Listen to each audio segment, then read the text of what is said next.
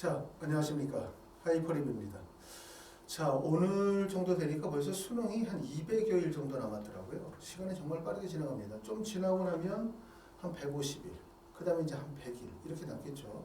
당장 150일, 100일만 남아도 마음이 되게 조급해지거든요. 그렇기 때문에 벌써 4월이라는 시점인데도 불구하고 한 200여일 정도밖에 남지 않았다. 얘기는 그만큼 수능이 되게 짧다라는 얘기를 말씀을 좀 드리고 싶고, 그렇기 때문에 매 순간순간이 매우 중요한 순간이겠죠. 지금은 아직 4월이니까 아직 좀 여유가 있어 이렇게 생각하는 게 아니라 4월에 해야 되는 공부와 목표가 있겠죠. 분명히 그 목표를 이루기 위해서 열심히 노력을 하셔야 될 것 같습니다. 이번 시간에는 2024학년도 수능이 과연 어떻게 출제가 되어질까 라고 하는 부분에 초점을 두고 좀 설명을 좀 드려보도록 하겠습니다. 자, 지금 아까 말씀드렸던 것처럼 오늘 기준으로 보니까 수능이 약 한 210일 정도 시간이 남았더라고요. 210일이라는 시간은 우리가 이제 1월이나 2월 정도에 재수를 시작한 학생들 입장에서 볼 때는 어느덧 벌써 4월이 됐죠. 그리고 이 4월이 지나가면 이제는 200일에서 100일로 다운이 떨어지게 됩니다. 자, 이번에 4월 달에는 원래 4월 전국연합 모의평가가 있기로 예정이 되어졌는데 아시겠지만 2022학년도 학생 성적이 유출이 되어짐에 따라서 4월 달에는 모의고사가 없어요. 좀 아쉽죠. 왜냐하면 4월이 많은 학생들이 좀 공부에 동기부여가 크게 발생이 되어야 되는 달이라고 볼 수 있기 때문에 또 시험을 통해서 아이들이 자극도 받고 더 열심히 공부하는 계기가 돼야 되는데 시험이 없다는 점은 좀 아쉬운 점이긴 한데, 그래도 보통 3, 4월 달에는 공부를 좀 열심히 합니다. 많은 학생들이 공부가 좀 흐트러지는 시기가 5월로 넘어가는 시기에 흐트러지기 시작하고, 그 다음에 이제 9월 넘어가면은 공부를 열심히 하는 학생들은 집중력이 생기고, 그렇지 않은 학생들은 더욱더 불안해하면서 공부가 망치는, 또 내년을 생각하게 되어지는 여러 가지로 갈리는 시기라고 볼 수 있는데, 대부분 3월, 4월 이 시기는 공부를 잘하든 공부를 못하든 성적이 좋든 나쁘든 많은 학생들이 공부에 집중하는 시기입니다. 자, 4월 12일 시험은 5월 10일로 변경이 되어졌습니다.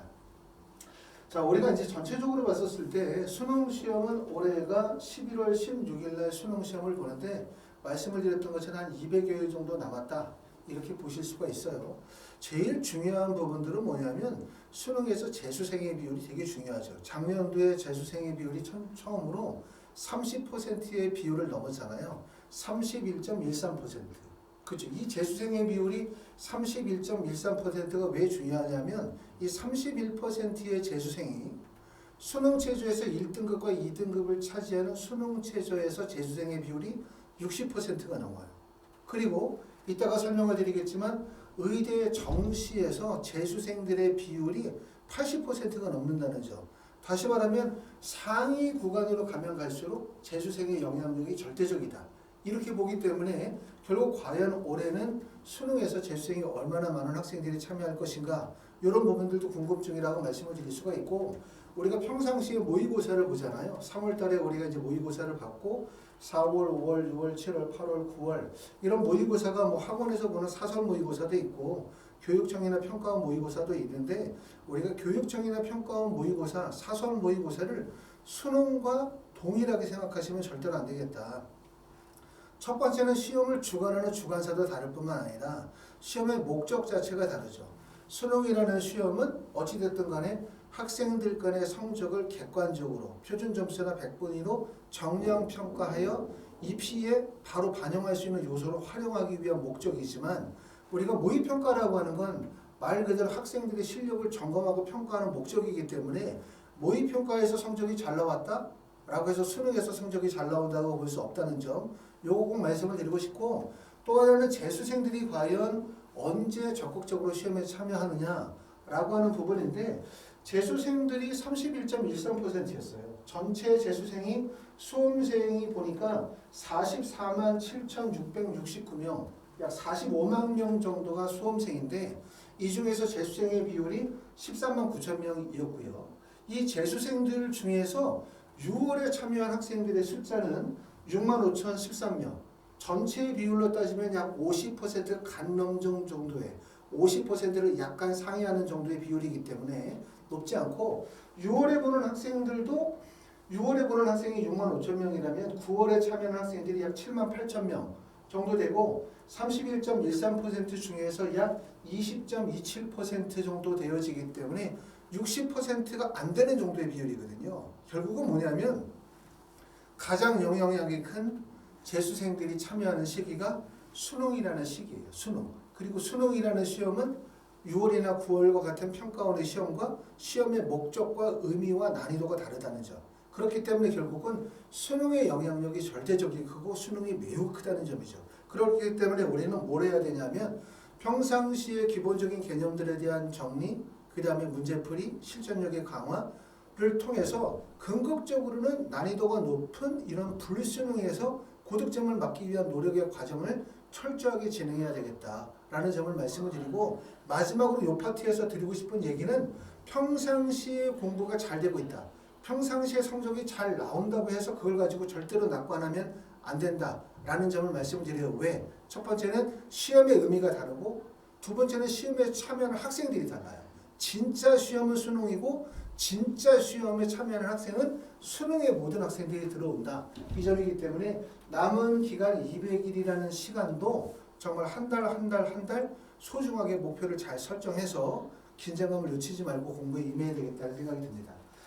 자, 이건 이제 2023년도 수능 결과 분석의 하나의 표예요. 지금 보시는 것처럼 좌측에 나와 있는 거는 2023 수학이죠. 수학의 상위 누적 비율을 보여주고 있는데, 작년도에는 아시는 것처럼 수학의 난이도가 높고 그 다음에 국어의 난이도가 낮았기 때문에 결국은 수학을 잘 봤다라는 얘기는 상위 구간, 하위 구간 간의 점수 간격을 벌릴 수 있는 기회이기 때문에 수학 시험을 잘 보면 경쟁력을 갖추는 거예요. 하지만 수학 시험을 못 봤다, 대신 국어를 잘 봤다 라고 하더라도 상위 대학이나 합격의 경쟁력이 떨어질 수밖에 없기 때문에 이렇게 난이도가 높은 시험을 잘 보느냐, 난이도가 높은 영역에서 시험을 잘 보느냐가 수능에서 고득점을 받고 상위권 대학에 가는 지름길이라고 말씀을 드릴 수가 있는데, 과연 그럼 2024학년도에는 불수능일까 불수능이 아닐까? 이 점이죠. 그럼 간단하게 말씀을 드리면 2023도 불수능이었고 2024도 불수능일 수밖에 없어요. 무조건. 수능은 무조건 어려울 수밖에 없습니다. 우리가 일반적으로 이제 평가원이나 또 교육부에서 얘기할 때는 항상 그렇게 얘기하죠. 수능은 교과서, 그 다음에 EBS에 연계해서 어렵지 않게 낼 것이다. 작년도보다 수능을 난이도를 낮춰서 낼 거라 라고 말하지만, 수능이라는 시험 자체가 수시 전형에서는 등급으로 활용이 되는 거고요. 정시에서는 표준 점수 100분의 1로 활용이 돼요. 다시 말하면 수능이라는 시험이 두 가지의 목적을 다 충족을 해야 되거든요. 그렇죠? 수시에서는 단지 1등급, 2등급, 3등급, 4등급 등급 구분을 지으면 되기 때문에 난이도가 별로 높지 않아도 된다라고 말한다면, 정시에서는 난이도 조절이 실패하게 되어지면 수능을 다시 봐야 될 수도 있어요. 그렇죠? 그렇기 때문에 결론적으로 얘기하면 수능은 항상 불수능일 수밖에 없다는 점, 이 점을 보여줄 수 있고, 이 수능의 경향을 통해서 뭘 보실 수 있냐면, 작년도에는 그 전년도 2022학년도에 비해서 수능 만점자의 표준 점수율이 2점 정도 하락했죠. 전년도에가 147점, 그리고 2023년도에 145점이기 때문에 점수는 2점 정도 하락했지만, 특징적인 건 1등급과 2등급의 점수 구간의 폭이 크게 확대됐다는 점이에요. 1등급과 2등급의 점수 구간이 아니라 만점과 1등급의 구간. 만점이 145점이고 1등급이 133점이니까 점수가 12점 차이가 벌어지거든요. 수능이 어렵다라는 얘기는 결국은 뭐냐면 만점과 1등급의 구간 점수 차이가 벌어지는 거. 1등급과 2등급의 구간 점수 폭이 벌어질 때, 이럴 때 수능이 어렵다라고 얘기를 하는데, 보시는 것처럼 만점과 1등급의 점수가 12점, 1등급과 2등급의 점수 차이도 수학은 7점, 국어 같은 경우 점수가 한 4점 정도밖에 점수가 벌어지지 않는데, 그렇기 때문에 결국은 수학이 작년도에 매우 어려웠다, 이런 점을 보여주고 있는 거고, 핵심은 바로 뭐냐면 수능이 어려워요. 수능이 어렵고 우리가 상위권 대학을 가기 위해서는 어떻게 해야 되냐, 좌측에 나와 있는 거를 우측으로 옮겨가지고 지금 상위 누적 비율을 하나의 차트를 보여주고 있는데요. 자, 423점, 407점, 405점, 434점이라고 하는 표준 점수 합을 통해서 우측에 나와 있는 게 상위 누적 비율. 대략적으로 의학 계열에 진학을 하려고 한다. 그럼 어느 정도 돼야 된다. 이렇게 얘기하면 상위 약 1% 정도의 범위 내로 들어가야 된다. 이렇게 말씀을 드릴 수가 있습니다. 대략적으로 상위 2% 정도 된다. 그러면 394점 정도가 돼요.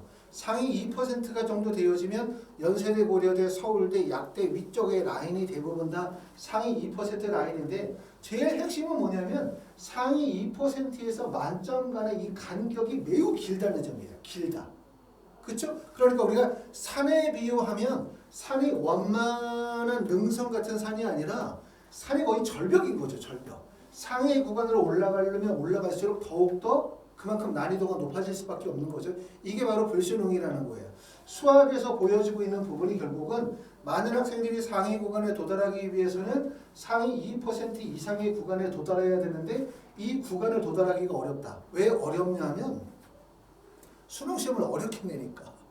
어렵게 내니까. 수능이 어렵다라는 얘기가 수능의 모든 영역이 어렵다. 수학의 30문제가 다 어렵다. 국어의 모든 문항이 어렵다. 영어의 모든 문항이 어렵다가 아니라 결국은 시험의 전체 30문항 중에서 작년 같은 경우에 우리가 22번 문항들처럼 수학에서 전체적으로 고난이도가 높은 킬러 문제를 약 3문제나 4문제 정도의 시험 문제를 출제하는 거예요. 출제하는 의도가 있겠죠. 그럼 그 난이도 있는 문제를 푸느냐 못 푸느냐에 따라서 결국은 내가 의대를 가느냐 상위권 대학에 도약하느냐 못하느냐의 차이가 있다. 이렇게 볼 수가 있고 결국 이런 분포도에서 나타나는 정시의 원서 지원의 경향성은 첫 번째는 많은 학생들이 점수가 몰릴 수밖에 없는 지점이 인서울이 가능한 지점이 13.7%. 작년도에 예를 들어 대략 361점 정도가 인서울의 기준이다. 예를 들어서 말씀을 드리면 13.7%에서 약 6.75%의 377점대 학생들이 엄청나게 과밀되어져 있어요. 그리고 조금 더 폭을 낮추면 358점대.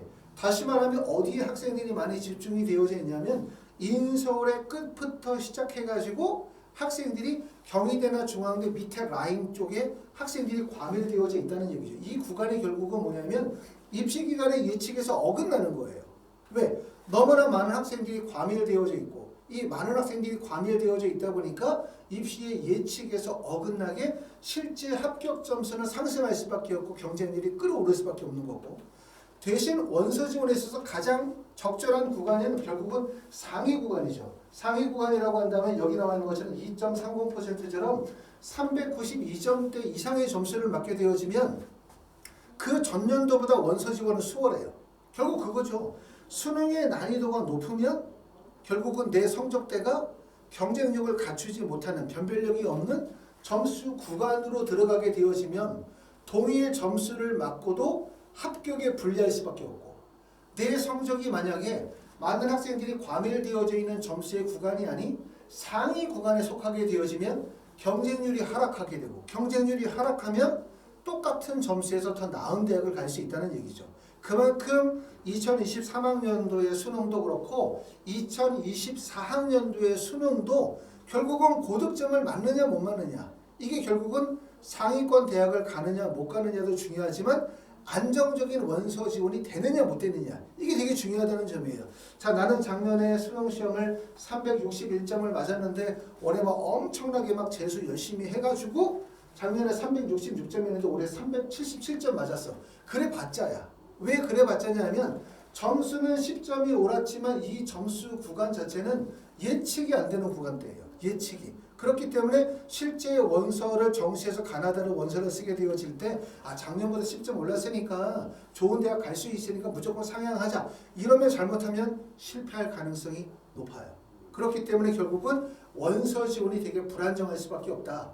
결국은 많은 학생들이 다 생각하는 것도 똑같은 얘기지만 결국 고득점을 맞아야 된다는 얘기. 이렇게 난이도가 높은 수능에서는 많은 학생들이 분포되어져 있는 구간을 벗어나는 게 가장 핵심이다. 그래서 우리가 이제 지금 4월이잖아요. 4월이기 때문에 지금서부터 공부가 어떻게 되냐. 수능 고득점을 맞기 위한 노력. 그러기 위해서 기본적인 개념을 충실하게 하고 문제풀이를 열심히 하고 학습의 양들을 지금서부터 적극적으로 가져가야만 나중에 6월, 7월, 8월 이후로 학습의 성취도가 발생이 되어지지. 3, 4월 달에 자칫 공부가 부실화되어지거나 너무나 지금 모의고사 보는 성적에 대해서 낙관적으로 생각하다 보면은 자칫 잘못하면 진짜 수능에서는 어떻게 되어질 수 있다? 예상보다 성적이 저조하게 나타날 수도 있다. 이런 점들을 말씀을 드리고 있는 겁니다. 자, 왜 수능이 점점 어려워지고 있을까? 그 이유 중에 하나는 재수생의 증가죠. 전년도에 재수생이 29.2%에서 31.13%로 1.9% 증가했는데 보시는 것처럼 재수생들의 증가는 2021학년도에 13만 3천 명이었고 2022에 13만 4천 명, 2023년도에 14만 2천 명으로 증가했어요. 그리고 검정고시 등 학생들도 보면 2021년도 같은 데는 13,000명, 14,000명, 15,000명이기 때문에 1,000명씩 증가하고 있죠. 왜 이렇게 재수생이 증가하고 있을까라고 하는 거는 뭐 여러 입시 기관이나 보시는 관점에 따라서 차이가 있겠지만 첫 번째 재수생이 증가하는 이유는 그거죠. 재수를 해서라도 상위권 대학에 가야 할 이유가 생기는 거예요. 또 재수를 해서라도 상위권 대학을 갔을 때 그런 보장이 이루어지는 사회라는 얘기죠. 결국은 뭐냐면 상위권 대학 학벌 위주의 사회이기 때문에 결국 상위권 대학을 가기 위한 노력을 하고 있는 거고 또 그 중에 하나가 의학 계열에 대한 선호도가 매우 높다는 점.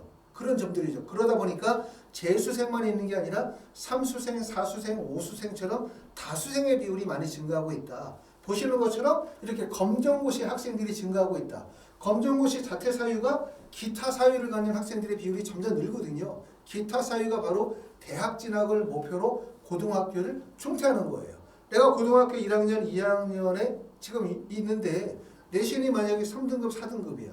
나는 의대를 가고 싶고 약대를 가고 싶어. 그러면 수시 전형에서 사실상 어렵다는 판단이 오겠죠. 그럼 학생들이 무슨 생각을 하냐면 정시로 나는 의대를 갈 거야. 정시로 약대를 갈 거야. 라고 생각하면 학교 공부가 의미가 없어져요. 더군다나 2024학년도로 가면서 학교 생활 기록부의 기재의 범위가 대부분 교과 범위로 줄어들었잖아요. 그렇죠? 봉사활동도 반영이 안 되죠. 리더십도 대부분 발전이 안 되죠. 수상 경력도 반영이 안 되죠. 그러니까 결국은 정시 중심, 수능 중심, 학생부 교과 중심으로 입시가 바뀌고 있기 때문에 내가 내신 성적이 안 좋아도 학교 활동 열심히 하고 리더십 열심히 하고 봉사활동 열심히 하고 탐구활동 열심히 해서 학생부 종합전형으로 상위권 대학 가자라고 하는 게 벌써 끝나버린 거예요.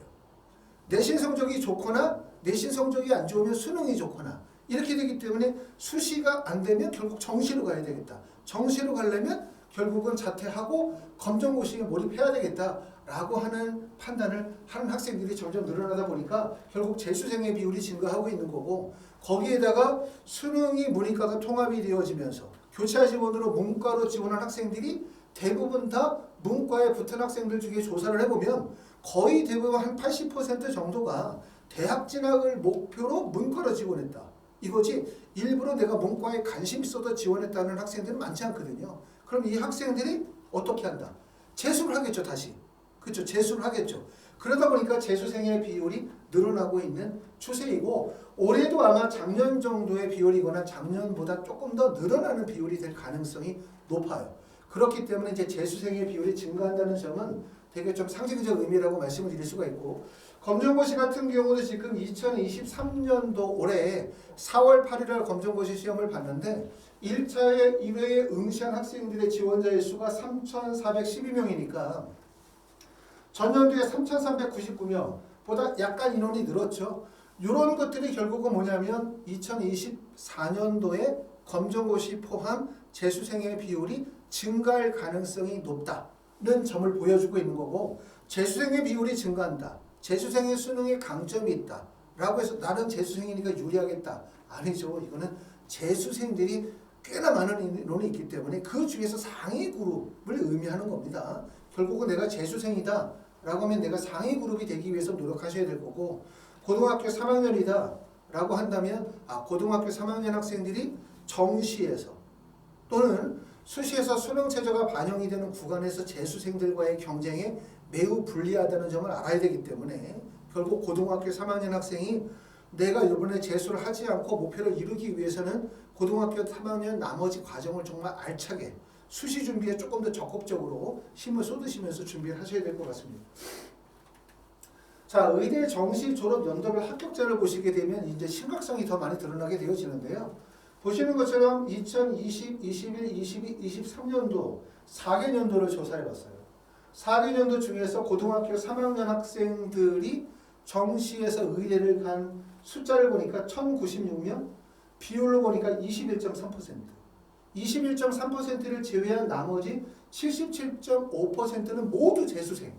다시 말하면 4개년도 중에 의대에 합격하는 학생들의 재수생의 비율이 77%예요. 아까 말씀드렸던 것처럼 전체 수험생 중에서 재수생의 비율이 몇 퍼센트?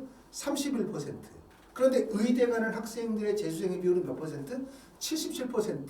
결론적으로 얘기하면 재수생들 중에서는 성적이 좀 부진한 학생들도 있지만 상위권 학생들이 대부분 다 포진되어져 있다는 점이에요. 상위권. 그러니까 수능이라는 시험은 뭡니까? 절대평가가 아니라 상대평가죠. 내가 시험을 아무리 잘 보고 성적이 좋아도 나보다 성적이 더 높은 학생이 상위 구간에 들어오면 내 성적은 자연스럽게 낮아질 수밖에 없는 거예요. 그만큼 재수생의 영향력이 상당히 크다는 점, 이런 점을 알아두셔야 되고, 그렇기 때문에 재수생의 영향력이 크다. 6월, 9월 평상시에 모의고사 시험을 보는 것과 수능을 동일하게 평가하면 절대로 안 된다. 그렇기 때문에 수능이라는 시험이 얼마나 잔인하고 얼마나 무서운 시험인지를 잘 알아야 되고, 그렇기 때문에 평상시에 학원에서 시험 보는 모의고사 또는 사설 모의고사 시험 보고 난 다음에 성적 잘 나온다 해가지고 우쭐해 하거나 그걸 가지고 지나치게 목표를 상향해서 세우지 말고 냉정한 평가가 반드시 필요합니다. 자, 의대 정시 N수생 합격자를 조금 더 자세하게 보시는 것처럼 대학별로 정리가 되어져 있는데, 지금 전체적으로 보면 고등학교 졸업 예정자가 약 380명이에요. 재수생이 799명. 이 정도 되는 거죠. 주목할 점은 3수생, 4수생의 숫자가 꽤나 많다는 점이에요. 그래서 아까 처음에 말씀드렸던 것처럼 수능이라는 시험이 왜 자꾸 어려워지고 있을까? 지금 보시는 것처럼 작년도 수능 만점자의 숫자가 44만 7천 명이 시험에 응시했는데 만점자가 작년에 3명이었어요. 고등학교 졸업 예정자가 2명, 졸업자가 1명, 전체 3명이었고 2022학년도에는 44만 8,138명이 응시했는데 만점자가 딱 1명이었고 재수생이었습니다. 인문계에서 나왔어요. 그죠? 2023년도에는 다 자연계였고요. 이렇게 많은 학생들이 시험을 보고 있음에도 불구하고 수능의 만점자가 3명이나 1명 정도로 만점자가 적은 이유 중에 하나는 조금 전에 말씀드렸던 것처럼 바로 이 3수생, 4수생, 5수생과 같은 다수생의 비율이 증가하고 있다는 점이 가장 큰 문제라고 저는 생각을 합니다. 왜냐하면 수능이라는 시험 자체가 반복 학습을 통해서 오랜 기간 학습을 통하고 그 반복적인 학습을 통해서 성취도가 향상이 되어질 수 있는 영역이잖아요. 그렇죠? 성취도가 발생될 수 있는. 그런데 고등학교 3학년 학생들은 평상시에 시험 안 보다가 수능 시험만 딱 한 번 보고 가야 되는데 재수생, 3수생들은 동일한 시험의 형태로 여러 번 시험을 보고 그만큼 많은 양의 학습을 가져가다 보니까 3수나 재수생 학생들이 성공할 가능성이 높은 거예요. 3수나 4수생의 비율이 증가하고 있는 이유 중에 하나도 첫 번째는 입시의 전반적인 환경이 3수생, 4수생이 성공할 수 있는 입시, 그리고 실제 성공하는 입시인 거예요. 그러니까 많은 학생들이 시간을 투자하고 젊음을 바쳐서라도 3수나 4수를 하고 있다는 얘기죠. 그럼 이렇게 다수생이 늘어나게 되어지면 수능의 난이도는 어려워질 수밖에 없어요. 그리고 전체 난이도가 다 어려워지면 변별력이 안 되는 거죠. 1등급, 2등급, 3등급, 4등급 구분을 해야 되는데 전체 난이도가 다 어려워지게 되어지면 등급 간의 구분을 이루기 어렵기 때문에 말씀을 드렸던 것처럼 모든 영역에서 3문제나 4문제 정도의 변별력이 있는 흔히 킬러 문제가 출제가 되어질 수밖에 없다. 그러므로 결국은 어떻게 되냐면 보시는 것처럼 상위 구간이 되게 넓어지는 거예요. 상위 구간 자체가. 결국은 만점에서 6.75% 아니면 상위 구간이라고 하는 약 2.30%의 간격이 매우 좁아진다는 얘기고, 그렇기 때문에 공부가 계획대로 잘 안 되거나 부실화되어지면 어느 구간에 본인의 성적이 포함이 될 수밖에 없냐면 중간 구간에 들어가는 거죠. 이 중간 구간에 들어가면 전년도보다 수능 성적이 올랐다 하더라도 어떻게 되어진다? 결국은 원서 지원의 혼란에 쌓이게 돼요. 그렇기 때문에 자칫하면 동일한 점수가 아니라 더 좋은 성적임에도 불구하고 작년보다 더 좋은 성적임에도 불구하고 수능에 실패할 가능성이 되게 높다. 입시 기간에 예측이 안 맞는 구간이 되는 거예요. 오히려 상위 구간으로 올라가게 되어지면 경쟁률이 하락하면서 더 큰 기회를 얻을 수 있다. 이런 점들이죠. 결국은 2024학년도의 수능은 어떻게 될 것 같냐? 뻔한 얘기예요. 아까도 말씀을 드렸었던 것처럼 2024학년도가 어떻게 될 거냐? 이거는 지금 어떤 학생들이 수능 시험을 보게 될 것이냐? 결국 어떤 학생들이 수능 시험을 보게 되냐면 재수생의 비율이 점점 더 늘어나게 되고 재수생들 중에서도 3수생, 4수생과 같은 다수생의 비율이 늘어나게 되고 또 고등학교 3학년 학생들과 재수생의 학력 격차가 점점 벌어지고 그러면 결국은 수능은 난이도 있게 시험 문제를 출제하지 않으면 수능이 어렵지 않으면 수능을 다시 봐야 돼요. 왜? 그 수능을 가지고 결국 응시 지원이 안 되니까 수학을 만점을 맞은 학생 또 수능을 만점을 맞은 학생이 만약에 한 200명 나온다고 합시다. 수능 만점자가 1명, 3명이 아니라 그러면 그런 만점이 200명이 나오는 시험이 나오면 입시는 정말 혼란스러울 수밖에 없고 그걸 가지고 원서 지원이 불가능할 거예요. 다시 시험을 봐야 되거든요. 그렇기 때문에 우리가 6월이나 9월 평가원 시험을 통해서 평가원에서는 전체적으로 학생들의 수준을 파악하고 그러고 난 다음에 난이도 있는 시험 문제를 출제를 하는 거죠. 참 그러니까 어려운 얘기죠. 6월이나 9월 시험을 통해서 평가원에서는 6월, 9월보다 시험의 난이도를 낮추겠다. 평상시와 난이도 비슷하게 하겠다. 학생들이 어렵지 않다고 느끼게 하겠다. 라고 얘기를 하죠. 고난이도 문제를 빼겠다. 킬러 문제 없애겠다. 라고 말하지만 실제 수능의 난이도를 낮출 수는 절대로 없어요. 왜? 수능은 수시와 정시의 두 가지의 목적을 양립할 수가 없기 때문에 결국은 난이도가 높게 시험 문제가 출제가 되지만 안 된다는 얘기예요. 이렇게 이제 수능 시험이 어렵다는 얘기는 결국은 뭐냐면 산으로 표현하면 이거죠. 어느 정도 산의 정상이 아니라 산의 중턱까지 올라가는 거는 어렵지 않아요. 산의 중턱까지 올라가는 거는 천천히 올라가도 어느 정도 올라갈 수 있어요. 그러니까 산의 중턱까지 올라가면 많이 올라왔어 라고 생각하지만 실제 이 산의 중턱에 오르는 사람이 대다수가 오르는 거예요. 대다수가. 경쟁이 너무 치열하고 산의 중턱에서 결국은 꼭대기까지 올라가야 되는데 이 구간이 사실상 엄청나게 힘든 구간이고 이 구간에서 뭐가 필요로 하는 거냐? 시간이 필요로 하는 거예요. 시간.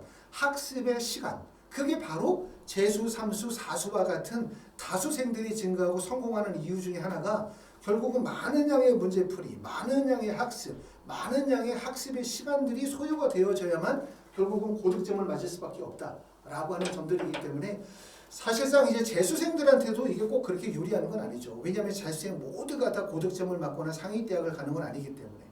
하지만 무엇보다도 고등학교 3학년 학생들에게는 이런 시험의 경향성이 사실상 짧은 기간 동안에 준비를 할 수가 없고 그러다 보니까 결국은 고등학교 3학년 학생들이 다시 재수시장에 뛰어들 수밖에 없는 그런 입시의 구조를 가지고 있습니다. 이런 부분들이 조금 더 개선돼야 되는데 우리가 이제 학생부 종합전형이 처음에 많이 이렇게 수시 전형이 확대가 되어질 때는 바로 이거였었죠. 정시 위주, 입시 위주의 교육을 막기 위해서 학생부 종합전형, 수시 전형을 좀 더 확대해서 학교 활동을 정상화시키겠다. 학교에서의 공부를 정상화시키겠다라고 하는 취지에서 수시나 학생부 종합전형에 대한 확대를 많이 이끌어냈는데 수시 비율이 많이 늘어나고 학생부 종합전형의 비율이 많이 늘어나다 보니까 또 학생부의 공정성 문제가 또 많이 야기가 돼요. 그러다 보니까 또 많은 분들이 얘기하죠. 수시 전형의 여러 가지 문제점을 얘기하면서 제일 공정한 거는 정시다. 이렇게 얘기했는데 정시가 과연 공정한가? 라고 생각하면 정시는 3수, 4수, 5수생, 다수생들에게 유리해요. 그 다수를 하려면 뭐가 됩니까? 경제적인 여건이 돼야 돼요. 또 수능을 그렇게 공부하려면 대도시 중심이거나 서울이나 강남 중심의 학생들이 더 유리할 수밖에 없다 보니까 지역적인 격차가 점점 벌어질 수밖에 없다는 단점이 있죠. 사실은 교육은 이렇게도 저렇게도 사실은 모든 사람들을 만족시킬 수 있는 모든 사람들을 공정하게 평가할 수 있는 방법은 사실 없어요. 본인이 가지고 있는 주어적인 여건에서 경쟁력을 갖추기 위해서 최선을 다해야 되지 않을까라는 생각이 듭니다. 자, 하이포리뷰에서는 저희 학원에서 이제 아시는 것처럼 재수생들 이런 독학재수나 성공재수 종합반 취약과목 독학재수 프로그램들을 운영하고 있습니다. 참고로 말씀을 드리면 하이포리뷰에 적합한 학생들은 어떤 학생들이냐? 집단식 회기라 되어진 대형 재수학원이나 기숙학원에 다니시는 분들 계시죠. 지금 벌써 이제 1월, 2월, 3월 다녔고 벌써 4월 정도 다니니까 벌써 학원 다니다 보면 이건 아닌 것 같아. 처음에 이렇게 기대했는데 막상 다녀보니까 조금 안 돼. 나하고 잘 안 맞는 것 같아. 학습 시간도 부족하고 선생님도 잘 안 맞고 그래서 뭔가 혼자 자기만의 플랜과 계획을 짜서 공부해야 되겠다라고 생각하시는 분들이거나 아니면 작년에 내가 재수를 했는데 대형 학원에서 실패했어. 뭔가 새로운 프로그램으로 본인의 문제점을 집중적으로 파헤치는 프로그램이 필요해. 또 하나는 현재 지금 대학을 다니시는 분들이 계세요. 대학을 다니면서 공부하다 보면 스케줄 관리도 안 되고 입시 관리가 잘 안 되기 때문에 반수하려고 하시는 분들, 또는 검정고시 출신자, 이번에 4월 8일 날 검정고시 시험을 일단 보셨으니까 이제는 뭘 하게 됩니까? 수능에 올인하셔야 되겠죠. 이런 분들처럼 학생에게 뭔가 학생 맞춤 프로그램, 또 학생 맞춤 관리 프로그램을 원하시는 분들, 이런 분들이 이제 저희 학원에 적합하다고 말씀을 드릴 수가 있고요. 하이퍼리비에서는 재수 반수생들을 추가 모집하고 있습니다. 자, 여기에 대해서 관심 있으신 분들은 또 말씀해 주시기 바라고요. 아까 말씀을 드렸었던 것처럼 2024학년도 수능 시험은 전년도만큼 어려운 시험, 불수능이 될 수밖에 없어요. 이건 필연적이거든요. 조건 자체가. 여기 마치면서 말씀을 드리고 싶은 얘기는 뭐냐면 평상시에 보는 3월, 4월, 5월, 6월, 7월, 8월, 9월 학원에서 보는 모의고사, 사설 모의고사, 학교에서 보는 모사, 이런 거는 모의고사예요. 모의고사. 모의고사는 말 그대로 학생들이 가지고 있는 실력을 그냥 평가하기 위한 시험이고, 그 시험에 재수생 모두가 참여한다는 것도 아니기 때문에 그 시험의 결과를 가지고 너무나 마치 사실인 것처럼 받아들이면 안 된다. 모의고사 시험과 수능은 완전히 차원이 다르다. 그리고 모의고사에 참여하는 학생과 수능에 참여하는 학생은 완전히 다르다. 결국은 수능은 상대평가가 아니라 절대평가가 있기 때문에 내가 평상시에 1등급을 맞고 만점을 맞아도 실제 수능에서 더 성적이 좋은 학생들이 다수가 들어오면 나는 1등급에서 2등급으로 떨어지고 2등급에서 3등급으로 떨어질 수밖에 없어요. 그렇기 때문에 이런 수능이라는 불수능을 준비하기 위해서 지금서부터 하루하루 잘 계획을 세우고 조금 더 긴장감을 가지고 공부에 임해야 되겠다라는 생각이 듭니다. 아마도 이제 지금 많은 분들이 4월 정도 되니까 다 열심히 공부하시고 계실 거라고 생각합니다. 지금 가지고 있는 마음이 11월 달 수능 때까지 꾸준하게 가게 되어진다면 꼭 성공할 수 있을 거라고 생각하고요. 그리고 고등학교 졸업 예정자 고등학교 3학년 학생들은 말씀을 드렸던 것처럼 재수생들에 비해서 우리는 정시에 불리하고요. 재수생들에 비해서 수능 최저가 반영이 되어지는 의학 계열의 원서 지원이 불리해요. 그렇기 때문에 우리는 수시에서 대학을 가야 되고 또 학생부 관리를 조금 더 철저하게 진행을 해서 정시보다는 수시에서 반드시 합격하겠다라는 전략으로 잘 준비하셔야 될 것 같습니다. 감사합니다.